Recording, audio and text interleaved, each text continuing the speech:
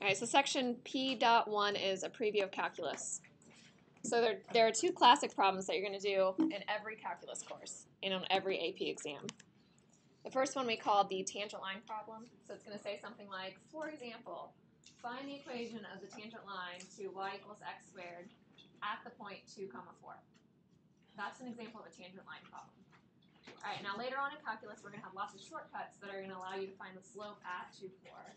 But when you are first learning calculus, we use something called limits. So limits are the value that things approach as you get closer and closer to the value. Okay. It says in order to do this, you need to find the slope of the tangent line, use the x values below to find corresponding y values. Okay. So we're doing y equals x squared. So that means if I'm plugging in 2.5, what is the y value that goes with 2.5? 6.25, right?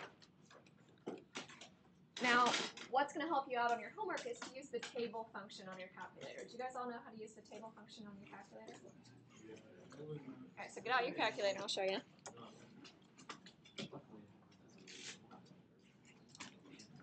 All right, under y equals, you're going to put in x squared. So y equals x squared. And instead of hitting graph, you're going to do second graph. So it's going to take you to a table. Now hopefully you guys can already input values. Can you guys all input different values into that? So I can change my values to 2.5, 3, 3.5, 4. And I can change them to whatever I want. Those aren't my values, are they? 2.5, 2.1, 2.01, 2.001, 2.0001. All right, so I changed my values. Does anybody's calculator not allow them to do that? Okay, if it doesn't allow you to do that, do second table set. It's right above window. So second table set. And instead of having independent on auto, you're going to arrow over to ask and hit enter. Now go back to your table and you should be able to put in whatever values you want.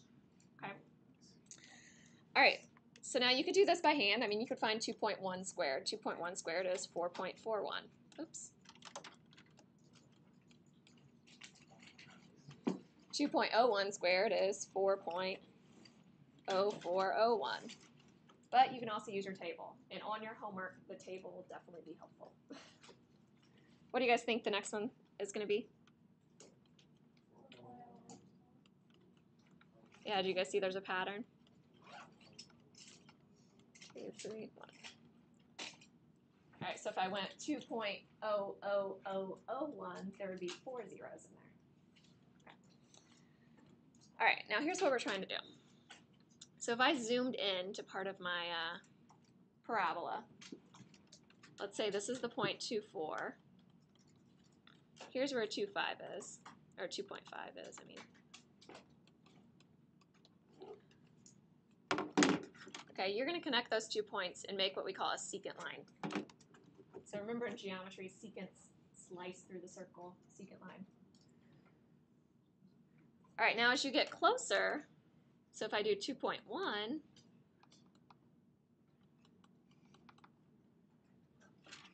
it's getting even closer to that slope. It looks like it's not even crossing, right, in two places. It looks like it's just kind of touching right along there. We're trying to approximate what happens when we just barely touch our curve at the point 2, 4. Okay, that's what a tangent is. Tangent touches, secant slices. Okay, so we want to know what the slope is at that particular point. All right, so we're going to find the slopes for those various points. So I gave you the x value of that point. If you want to write the y value is what you had up above. I mean, that's your actual point, right? We're going between the point 2.4 and the new point. Okay, so how do I find the slope between 2 points? What's your formula? No, y2, right? Minus y1 over x2 minus x1. Okay, so in this case, we're going to make the 2 our x1 and the 4 our y1. Okay, and for this first point, we're going to use 6.25 for y, 2.5 for x.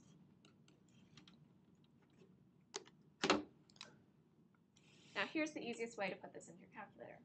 put it all in at once. So when I put this into my calculator, I'm going to do 6.25 minus 4 in parentheses divided by 2.5 minus 2 in parentheses.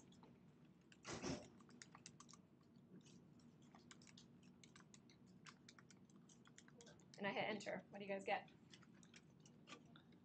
4.5. That is the slope of PQ, so between the point 2, 4 and that new point. All right, you're going to repeat the same thing. So do you guys know a way to use your calculator and you can repeat a formula? Yeah, if you do second and then enter, it pulls up what you did last time. So now you can edit it. So now I'm not going to use 6.25 and 2.5. I'm going to use the next one, 4.41 and 2.1. What do you get for the slope for that?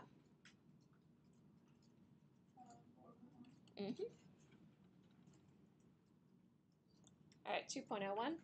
So do the same thing.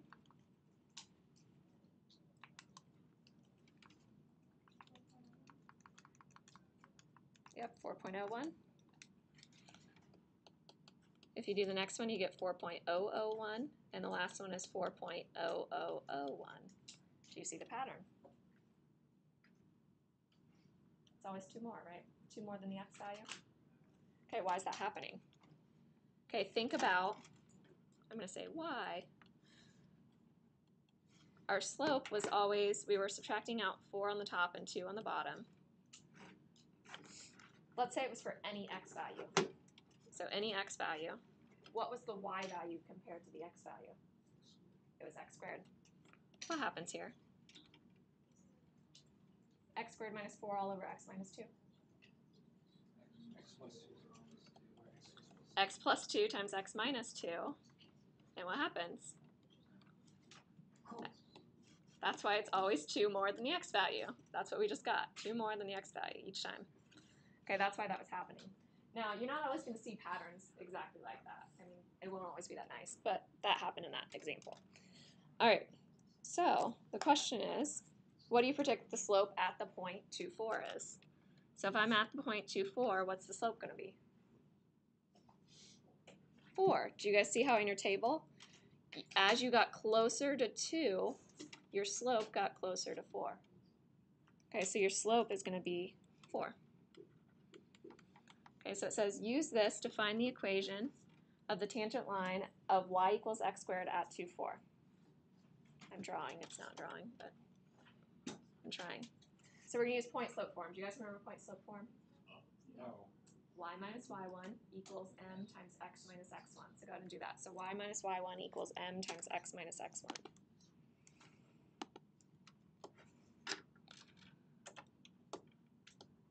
It's freezing up on me.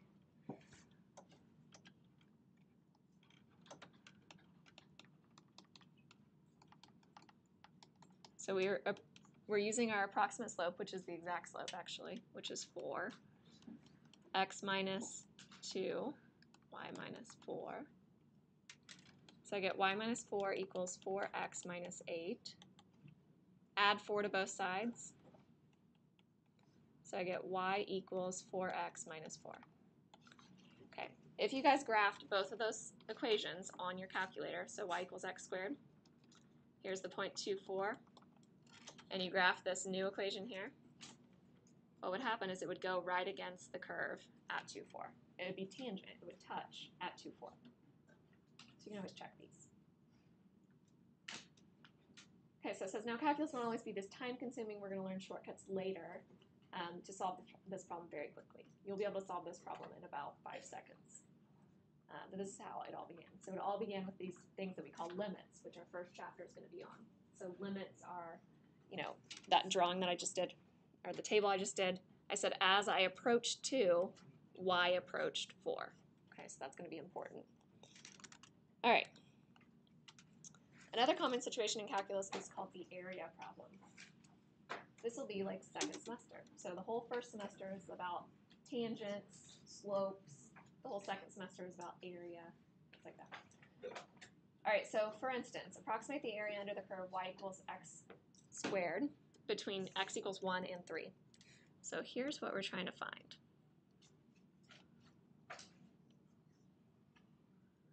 Okay.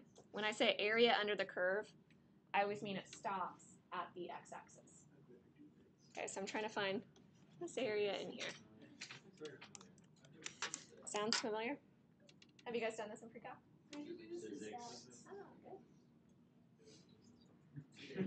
All right, so in order to do this, I'm going to choose several x values between these 2 points. I'm going to make things really easy, and I'm just going to use those ones that are already drawn for you. So I'm going to use 1, 1.5, 2, 2.5, and 3. Okay, we're going to use rectangles to do this, guys. You with me? All right, so if I'm doing an underestimate, I want all of my rectangles to go under the curve. So in this case, I'm going to use what I call left endpoints because I'm going to start with the left point. You see what's in green on the screen? And I'm going to go straight over and stop there. Okay, that's going to be a rectangle that lies below the curve. So this is going to be my underestimate. What's the width of that rectangle? 0.5. What's the height of the rectangle? 1. So that's the first one.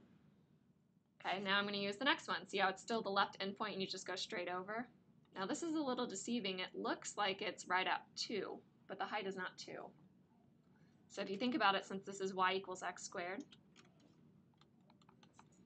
this first one was 1 squared, which is 1. The second one's 1.5 squared, which is 2.25.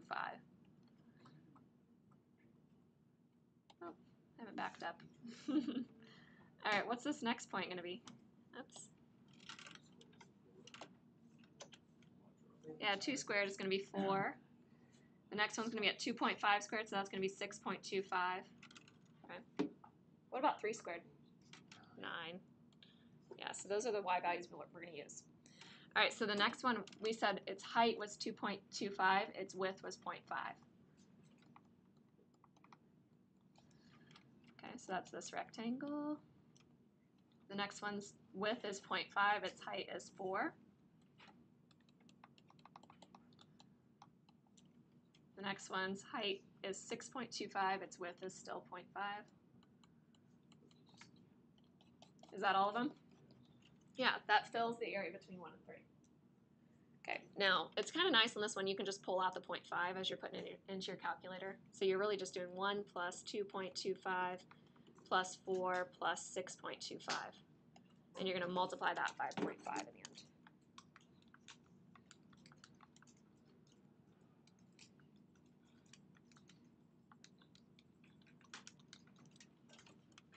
$6.75? Okay, that's your underestimate. All right, now you might want to use a different color for the next one. So if you guys have like a pen or something, you can use a different color. The next one's going to be an overestimate. So this time you want to cover the whole area that you're trying to find with rectangles that are bigger than it, right? So if I'm doing an overestimate, if I want to cover this whole section from 1 to 1.5, see how you can use right endpoints on this one and go straight over? So we're going to have that rectangle right there. Its width is still 0.5, but now its height is the 2.25, which was on the right.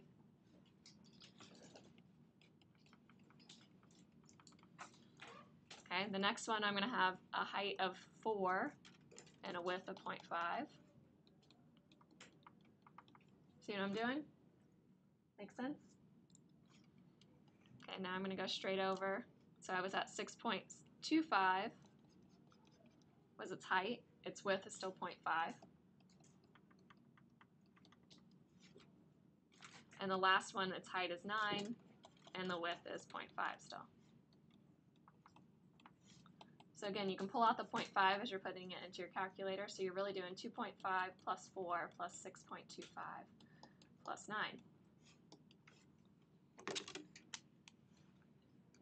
Anybody get it?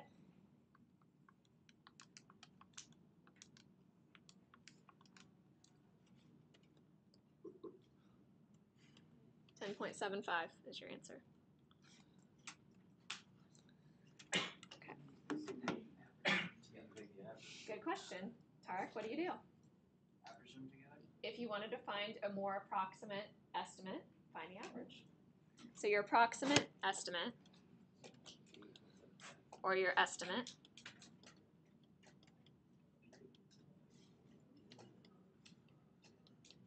so you just add them together and divide by 2. So 6.75 plus 10.75 divided by 2, so you get 8.75. Running out of room. Can you guys see my messy handwriting? Let me extend page.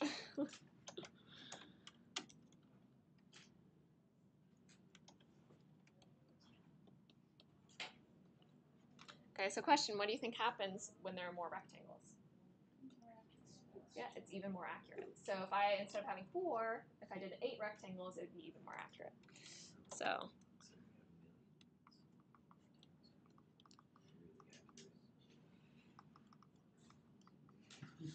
okay. The real answer to this is 8 2/3, so 8.67. 8.6 repeating, actually. But see how 8.75 is pretty close? I mean, that's a pretty good estimate. And we only use 4 rectangles. So if we use 20 rectangles, we'd be really close. All right, so that's the second type of calculus problem. All right, so how about you guys try one of the tangent line ones on your own. So it says consider the function f of x equals the square root of x and the point 4, 2 on the graph of f. So here's where 4, 2 is. Graph the secant line passing through 4, 2 and the point q, which is x, f of x, for x values 1, 3, and 5. So it's basically saying draw the line that connects 4, 2 to x equals 1, x equals 3, and x equals 5 on that graph.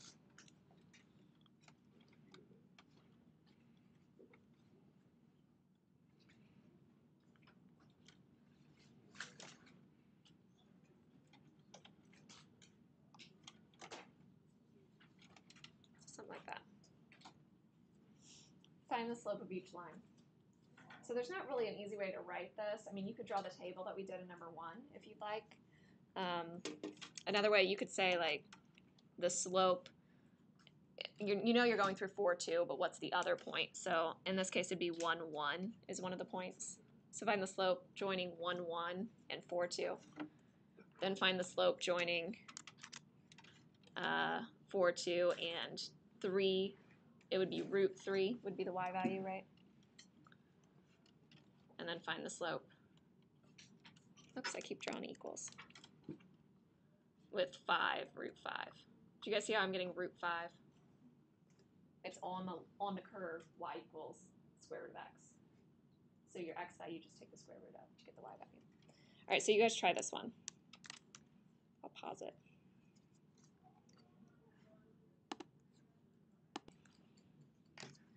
All right, so you're just finding the slope between 1, 1 and 4, 2. So if you had 4, 2, oops. So 4, 2 and 1, 1.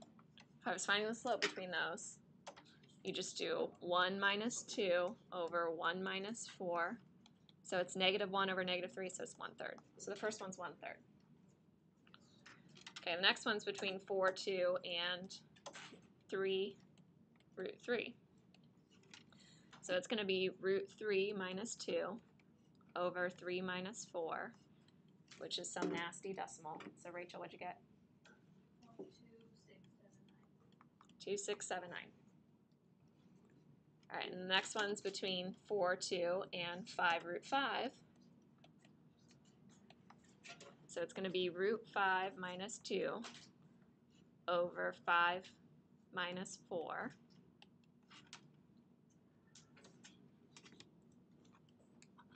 What was it? 0.2361. 0.2361. Thank you. All right, so that's the slope of each of those secant lines. Now, what lines do you think you would use if you were trying to find the slope at the point 4, 2? Would you use all of them and find the average? I'd probably just use 3 and 5, right? Those are the ones that were closest to x equals 4. So use x equals 3 and x equals 4. So we're going to find the average of the slopes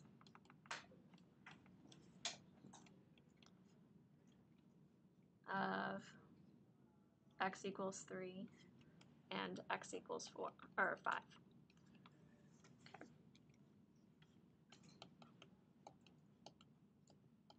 So our estimate is just going to be 0.2679 plus 0.2361 divided by 2. So you get 0.25, what was it? 2? The exact answer for this is 0.25, so 1/4. So that was pretty close. Okay, makes sense?